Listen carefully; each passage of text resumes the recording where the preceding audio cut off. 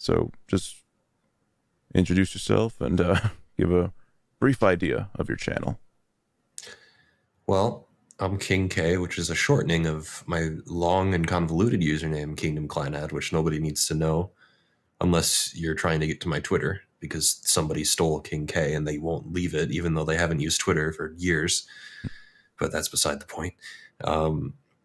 My channel is kind of like I call them retrospectives. I'm not sure when I started calling them that because it started out in 2015 as just reviews.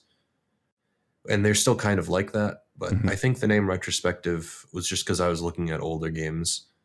And I think friends of mine were doing retrospectives. So I was like, I'll just call them retrospectives because I'm doing an entire series. And they're kind of like they're longer form analyses in the same vein as someone like Joseph Anderson or Matthew Matosis. I try to put my own flair to it, though. So when did you start on YouTube? Um, Technically, I started in 2014 with the first time I ever edited anything was a Sonic Boom parody video, which was in 2014. But if you're counting like first real video, that would be 25th May, I think May 25th, 2015, which was a Kirby Squeak Squad video, which stemmed from the fact that I hear nobody talk about that game. Okay. And I wanted to review it as a nice starting point. And that's what started reviews, like my actual channel. All right. So that's the point where you had your vision at the start, or Yeah. I mean, that's when I started. You could say that my style developed during the Zelda videos. okay. You could even say my style developed during the Pac-Man World videos that were right before the Zelda videos that didn't really catch the same wildfire. But I'd say probably during the Zelda one is when I really refined everything. I mean, I'm still growing, but Right. if like people could probably contribute my channel's initial blowing up point with Zelda.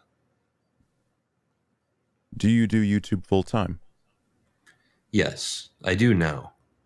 I didn't used to be able to. It was more like part-time income, but now I make enough money that I can consider it a full-time job. Admittedly, it's a lower end full-time job, but I make enough that I have to file taxes as if I was in that income bracket, so I'd consider it a full-time job, yeah. Did you ever expect the accelerated growth that you did? Like, No. I don't think anybody does really, but no, because I was going a solid 2 years. Because you think about it, I made Kirby Squeak Squad in the middle of 2015, mm-hmm. and I was going solid with videos for 2 years until February of 2017, when I even because it was like 2 years of growing to maybe 5,000 subscribers, maybe, Right. and then all of a sudden I started uploading the Zelda videos, and it was like, whoa, I'm growing daily now, and it just ballooned faster than I could. Like, I think about it's been over 2 years since the Zelda videos, and I'm now over 100,000 subscribers, which is a Right. little insane. But you compare that to the 2 year window from when I started, where I only grew maybe 5,000. It's just an exponential. Like, I don't think Yeah. anybody could ever predict that happening. And did you try It's like, anything different during that time period of when you were doing your retrospectives before Zelda? Was there anything different that you did, or just Zelda um, and then boom? it's hard to say. Uh, I think when I was first starting out, my writing style was a little simpler. I didn't really dig as deeply because I was watching people that were, I was watching people like Some Call Me Johnny. And I mean, this is not at all to disparage anybody that make videos that are more entertainment. Mm-hmm. That's not what I'm trying to say, but it's more to say that I was into those types of reviewers. So my content reflected that. It was a simpler, surface level reading with a lot of jokes. And I think by the time I got to Pac-Man World, maybe also my Dark Souls videos, but I don't look Mm. very, I don't really like those videos if I'm going to be honest. But Okay. It was around that point where I decided I took more influence from people like Matthew Matosis, which people probably, I think back in the day, you could have considered me a clone of Matthew Matosis. I'd hope nowadays that I've cemented my own kind of style and flair to it. Right. But that was when I started getting into, well, let me dig into details, and my videos got really long because I started thinking that there's no real point in putting out my opinion if I can't get super detailed with it. If I'm willing to leave no stone unturned, which is what I started doing. And I started backing up my points. I had a rule that if I made a point, I'd have to back it up. Because if I didn't, then it would just become nothing. It just become me listing off points without any evidence to back it up. So that's probably when my video times started ballooning. And most likely when it started with Zelda, I think it was just a zeitgeist kind of thing. I started a month before Breath of the Wild came out. So it was right in the middle of the Breath of the Wild hype cycle. Mm-hmm. And Zelda's always just been insanely popular anyway. So to have some guy, me, make 5 Zelda videos week to week, I'm still not really sure how I made all of those videos week to week, but I did it. And I think that it was just an explosion. Like, it was content regularity, uploading every week, and it was the same quality and length as something like Matthew Matosis. And it is like digging into Zelda games a way maybe other people had not done the same way. Yeah. And it all just came out all at once. And I think it just exploded to the point where people just resonated with that. That's my guess. But really, YouTube's like a lottery anyway. It's kind of hard to predict these things. They just sort of happen. Even nowadays, it's hard for me. I can kind of tell what people want more than other things. But sometimes I'll release a video and think that it won't go anywhere, and it'll just get popular all of a sudden. I'll be like, oh, okay. Okay. Like I still can't really predict as strongly nowadays. So this was a question I had farther down the list, but do you select games at random or just the ones you like? It's mostly random. I think people will notice that sometimes I prematurely probably start things that I don't end up finishing. And that's mostly because it's hard for me to stay interested in one thing for a long time. I think I'm usually just interested in Zelda almost all the time, which is probably why that happened as cleanly as it did. But there's other stuff, like I had started 3D Mario, which has only gotten 2 videos in over the past couple of years. And that's mostly because I can't keep interested in Mario for as long. I kind of am into games in spurts. There'll be times where I'm heavily into something and then I'll just drop off because I'm interested in something else. That's how I've always been. So it's mostly at random. I'll just decide that I want to do something. It's kind of like I was getting into Mario Party a lot. So I started Chance Time. And maybe the reason that it's taken a while for me to make the second episode, which just came out recently, I think it took a long time because I was interested in other things more than Mario Party. But now I'm back in the groove where I'm like, hey, I'm interested in playing and talking about Mario Party again. Because you have to imagine, like, just try placing yourself in my shoes. I have to write really long scripts. I have to play the entire game for footage, probably even twice over. And I usually play games twice because I want a better idea of them. I have to sit and think about for a long time when I'm scripting. So it's kind of just, I naturally, whatever I'm interested in the most, that I'm able to stomach the idea of writing a really long script, it's usually what I end up deciding. And that's why there's so many weird spurts between what I upload. It's just down to what I want to do. Because if I don't want to do it, then it's not really going to turn out good. Yeah, it's understandable. So I guess that segues right into it. Like, what exactly goes into making a video? Is there a secret formula that you have, or is there a set structure, or is it just more fluid? Well, let me take a recent example. I'll take 2 because it's a good contrast and it's a good idea. Basically, I want to say that I don't really have a formula. I have a set of, like, I do things the same way. Like, if you look at my Kingdom Hearts 358 Days Over 2 video, Okay. And then you also take my Minish Cap video. So my Minish Cap video was planned, obviously, because it's part of a larger thing. So I knew going into it that I was making a video and I had to get it out.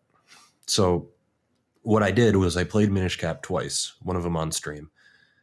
And in the middle of that process, I got work on the script done a little bit, but usually it's when I'm done, like taking everything in, and then once I'm done with that process, I just write down my thoughts. It's kind of like a stream of consciousness. I will Yeah. just write things down as they come to my mind. I don't take notes. I've gotten questions about that. I don't take notes because I've tried before and it doesn't seem to help at all. So I think my videos work better when I don't take notes, because what I'll do is I'll just plop down my thoughts, and then afterwards I'll try to organize them. I edit my scripts and read them over a lot. So initially they seem rambly and first draft worthy, but I usually organize them so that they make sense being read aloud, like to the best of my ability. It is usually just a lot of points that I back up with evidence, and it's hard to organize them sometimes, but I make do Okay. nowadays. It used to be me just rambling. But then you look at a video like, so Minish Cap, my main point in Minish Cap was a fairly broad point, which was that I did not like it as much for a variety of factors. And I think some of the things in it drag it down. But then you go to a video like 358 Days, where I played it kind of on a whim because it had been a while since I'd made a Kingdom Hearts video, and I wanted to see if I could play 358 finally, see what I could get down on it. And I realized things about the game that I didn't realize previously. Like, I realized things about it, the gameplay, that it felt like work, and that it kind of bolstered the main themes of it in a way that I hadn't experienced before. Mm. So that video was really quick because it was something just dawned on me, like it clicked. And I had a structure for the video in my head when I was writing it initially, which I usually don't have, because there was a main point threading it together. And I don't always get main points because it's kind of hard. There are some games, if I don't care about them, especially if they're kind of middling in my head, then there's no main point to really thread it all together. There's no overarching reason I like or dislike something unless it's super apparent that's why I like something. So with Okay. 358, it was super apparent that I liked. It was also complicated because I liked that the game felt repetitive, and I liked that it felt like work because it bolstered a story that you were like, these characters were not supposed to be enjoying what they were doing. So that script came together easier. And overall, though, if you want to see those two videos as I played the games to get footage and then I wrote the scripts and edited it all together, that's my process. In saying that, I don't really have a quote unquote process or formula. Mm. It's just they come together how they come together. I think that's probably one of my strengths, is that they're very personal videos. I don't try to get bogged down in specifics. I try to give it my own slant, basically. I try to make it more personal than it would otherwise be. Like, because if it wasn't as personal or as close to home with my own personal examples and feelings, then it would just be a rundown of things without devoid of any personality, you know? Okay. And with that being said, I guess you essentially answered it, was your own personal take. I was going to ask, how do you differentiate yourself from other gaming channels, like other reviewers and what have you? Yeah, I'd say I probably did answer that. I do try. I like videos. I like a whole host of different YouTube videos. Just because I like videos by Matthew Matosis doesn't mean I dislike videos from somebody like Kedikarus. Mhm. I like them both for different reasons. So I try to incorporate the best of it all. I try to inject my own personality into it. I try not to write super dry. I try to at least put a little bit of jokes in there Mm. just to give it a little bit of levity. And because I'm not usually a super serious person, I'm it might surprise some people to know that I'm fairly I'm fairly I'm still an introvert, but like when I'm with a group of friends, I'm pretty rambunctious. Like Hmm. when I'm in a comfortable environment, I can be pretty silly. And that's just how I am. So I probably appear more serious than I actually am. Especially because, I have to be a little crazy to like Kingdom Hearts, if you know what I mean. Like, I'm definitely not as serious as I might seem. And I try to put that into my videos while also being insightful. It's kind of like H Bomber Guy, if you ever watch him. Um, he's a very silly individual, but he makes long videos with really good points and very detailed. So I kind of try to model myself off him without like ripping him off, obviously. Mhm. I just try to insert some levity into my long breakdowns, which I know can get tiring, probably. Okay. How would you compare? Well, I feel like we're running in circles a little bit. How would you compare your content now to what you upload? I mean, my God. How would you compare your old content to where you are now? And do you feel like you're going in the right direction with your channel? I do feel like I'm going in the right direction. I Before it was more like, it's also because of where I am in life. This is now a full-time job. It's kind of hard to reconcile that with my creative side, because Mhm. sometimes, even I'll admit, there are some times where I want to do a video, but if because I'm relying on YouTube ad revenue, sometimes I'll decide to do another video that I think will just do better, just to keep myself afloat, for lack of a better word. But I remember back when I first started, it was purely passion based, because when I first started, I was still in high school. Sorry, That's fine. burping a lot. Mm. I was still in high school, and it was more of a hobby. It still kind of is a hobby, but since it's a job, it's what I do most of the day. So when it was a hobby, I do feel like maybe I was better in tune with my own feelings. Over the years, I have felt the need to, especially, I recently unlisted my Earthbound videos on the series, the three of them, the trilogy. Okay. I did that because I remember back when I made those, it was purely because I wanted to fill time. So the videos themselves are not, I don't look back upon them fondly. Whereas, even though there are a lot of mistakes in those earlier videos, I do still think that's when I was most passionate about them. That's when I was most passionate about creating, Hmm. and where I had the most potential to grow because it was me first starting out. Nowadays, I'm so, like, I have a defined style, I know what I'm doing, so it's hard to improve in greater strides, but I do still try to look more closely at my writing to make sure that I'm not saying things that I will end up regretting. Hmm. And I try to make sure that it flows better. I've been conscious of that lately because I'm looking back at my Zelda videos, and they seem rambly and incoherent when I look back compared to some of my newer content, which is a tiny, like, it's a little shorter in runtime usually, but I think it's more focused, and I prefer that. Alrighty. How do you feel about the community you have grown to this date? Do you I see that I'm part of your Discord. You have 360 people, I believe. Um, Hmm. how do you feel about the people that you've gotten to follow you and whatnot? Do you communicate with them? And let's start with that. Ah, hard question, because my Discord, I I don't really go into my Discord. People in my Discord probably notice I don't go in there very often. And that's just because I'm a pretty busy person, and I also have to be conscious of the fact that now that like, I still have a headspace that I'm smaller than I actually am, because I wasn't really paying too close attention to my growth rate. And when I passed 100,000 subscribers recently, it was kind of a wake up call that I need to start putting up a few boundaries because there was a point in time where I'd talk openly with my fans and I loved it. But that Hmm. was back when I had a very small fan base. Now there are so many people who want to talk to me that Case in point. like, yeah.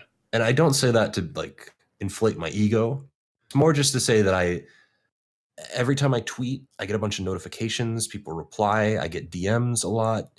And I sort of just had to be like, unless this is, like I'm open to doing interviews usually because it's a formal thing. Like, because like I'm a journalist by like I go to school for journalism. Hmm. So like I understand I understand and appreciate the professionalism in that.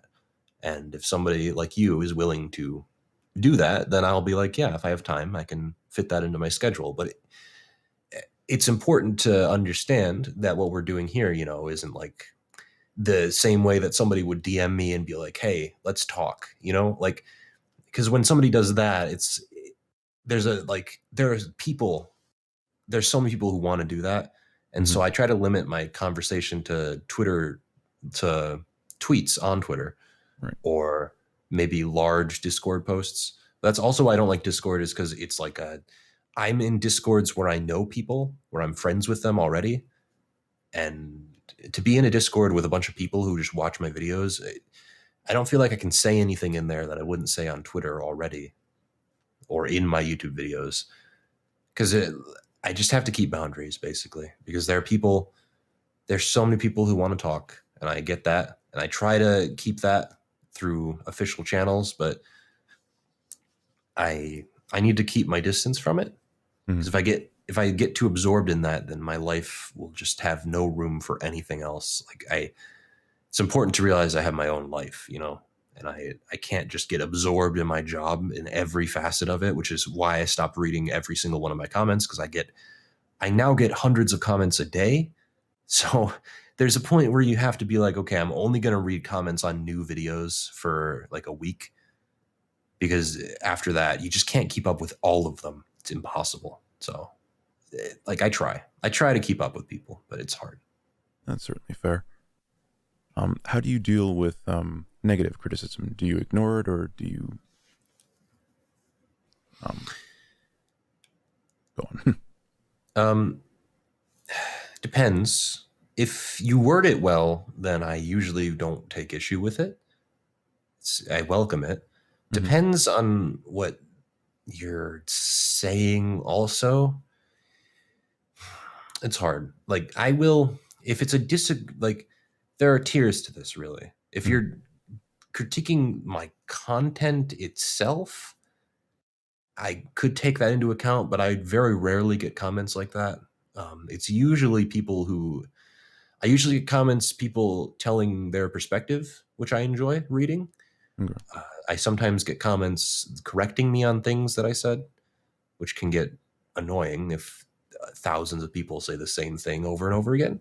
Hence, like my Zelda videos are a little, there's a lot of that. I don't like it because I get it. That's why if I make a major mistake, I usually pin my own comment saying that I made it and correcting it. But people don't like, I still get comments to this day about the same things that I've already like. I pinned a comment. Like you have to read that to leave a comment. I don't know how people miss that, but it's whatever. No one reads It's descriptions. No one reads pinned comments. exactly. I think it should be a requirement. Maybe YouTube should make people watch the entire thing, or like I don't know, but that's another thing entirely. Basically, I get comments like that, and I kind of ignore those, especially if it's a thing that I've already seen. Somebody else has already told me. So really, what's left is people giving their own opinion, and that can be either in agreement with me or disagreeing with me. Now, the majority of it is okay because it's just people saying what they think, and I enjoy those. And I have frequent commenters that I notice, um, that I usually enjoy reading from. But sometimes I get comments that they're they're not overtly hostile, but they're a little antagonistic, if you know what I mean. Sometimes I'll get comments like passionately disagreeing with me in a way that feels kind of rude, and I don't usually like reading those. I've had people who respectfully disagree, and I enjoy the people that can articulate that. Hmm. But there are some comments that they're rife with misspellings and grammar inaccuracies, and They are very angry at me for saying things that they don't like. And in that case, I usually do ignore it because I get a pretty good idea from the first few sentences of what you're about to say, of what your intent is here. People that start out very polite usually don't want to take me down. And people who start out very uh, impolite, maybe, I usually don't read the entire thing because there's just no point. Because what they have to say is not offering anything to me. So why would I even read it? Yeah. Alrighty. I guess that can coincide to the next question. What would you consider to be the biggest challenge for you on YouTube? Maybe the biggest challenge for me is probably staying consistent. Not like I upload consistently, but it's more like staying consistent with things that I've set up. If you'll notice, if you want to track it all, I've made promises about making 3D Mario videos. I'm making Kingdom Hearts videos. I'm also making Zelda videos. I also ran a poll once about Xenoblade videos that has now become its own big thing where I'm playing Xenogears and I want to play Xenosaga, like all 3 episodes of it. And sometimes sometimes I don't keep track of my ambition. Like I don't keep it in check easily. And it leads to people. I try to do it so I can keep variety so that people don't come to me for just one thing, but Mm-hmm. which I've done pretty well. I would I would hope. Even then, Zelda is so obviously the most popular thing on my channel that people ask for so much. And I can't say that it doesn't get tiring, but I also can't really blame people because I've stoked that fire a little bit. Like I understand it and I take advantage of it in a way. Like I will upload Zelda videos more frequently because I know that they'll do well and it's a Mm-hmm. safe thing to do. But when I don't want to do something, it's very easy for me to just not do it. And that's where you get situations like I'm breaking up. Like I did Minish Cap a while back, and people are expecting Phantom Hourglass, but I've made several videos in between Minish Cap and Phantom Hourglass, and people are confused when I do that. But it's mostly just because I get burnt out a little easy. So I don't like. That's probably my biggest challenge is trying to keep up with people's desires and my own desires, and trying to find a common ground, which I don't think I've found yet. But I'm trying to find something that satisfies both camps. Okay, dokie. Um, from our conversation so far, I'm assuming you work alone, right? This is a solo project. Yes. Sometimes for the 2 Chance Time videos I've done, I had an editor for those, which is my friend Liam Triforce, who also does YouTube videos. Okay. We're in the same network, actually. Well, network, quote unquote. It's more like a website called Last Life that I'm in. Mm-hmm. He's a fellow creator in that. It's kind of like how Normal Boots made their own website or Hidden Block. Mm-hmm. It's the same idea. It's just a collection of content creators that we have our own Discord there and stuff. But I've had him edit a few of my videos, which I paid him for because obviously I'm not gonna take advantage of people and like make them work for free. I'm gonna pay them their dues and fairly. But that's also why I don't have an editor full time because it takes a lot to support even myself doing this. So I don't think I could feasibly have a full time editor. I just get help sometimes from friends, usually. But it's basically all a one man job aside from that. I edit, I do everything. So Okay. With that being said, do you see yourself doing this for 5, 10 years, or? I see myself doing this for as long as YouTube exists, basically, and allows me to do it. Because this is my dream job. I enjoy, and there are times where it's hard, but for the most part, it's like this is what I love doing. And if YouTube allows me to do it, and my fan base doesn't just leave for some reason, like if I don't just become bad, I'd like to do it for 5 to 10 years if YouTube still exists, which is another. It's anxiety inducing to be under a platform that operates um, at a loss, because if you don't know, YouTube operates at a loss. Like, pretty sure they don't make profit from YouTube, but I think they see value in it because it promotes other stuff for them. But the idea that YouTube could go under is not like, it doesn't, like, it's not a foolish idea. Like, YouTube could go under and it wouldn't be too surprising, which is a very scary thought for people, including myself. So it's hard sometimes, and I'm also pretty sure that putting YouTube on like a resume doesn't really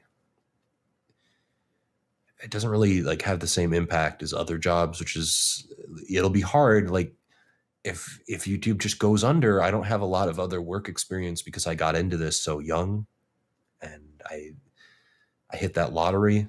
So it's hard to say. Like, I would like to be doing this for my entire life if life would allow it, but I don't know if it will. Who knows? I imagine you're in the same camp with a lot of other big YouTubers who are scared for the apocalypse. Yeah, basically. I mean, I'm pretty sure every creator of any size, likely the ones who depend off YouTube, especially if they don't have a Patreon. Like, I have a Patreon, but it's not nearly supportive enough for me to live off of.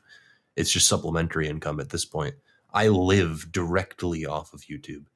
So for those of us that live directly off ad revenue, like, we try to diversify our income sources, but it's really hard to get people to, like, if I wanted to go on Twitch, it's hard for me to get people on there because people, and I don't blame them for it, people really only come for one thing that you do.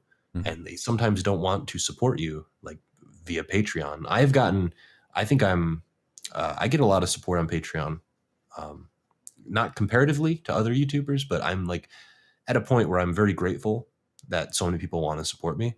But it would be a lie to say that I could live off of Patreon income, Mhm. which is like, it would be ideal if I could live off of so many diverse sources of income. But right now it's just not ideal. And so many other creators are in that position where they rely off ad revenue. And I'm pretty sure all of us have this same fear that YouTube could just die one day and maybe there won't be a suitable alternative. Well, with that being said, let's try to end on a high note, shall we?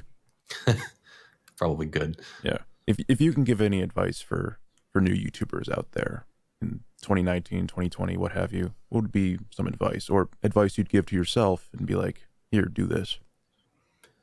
Don't be afraid to make something, is what I should say.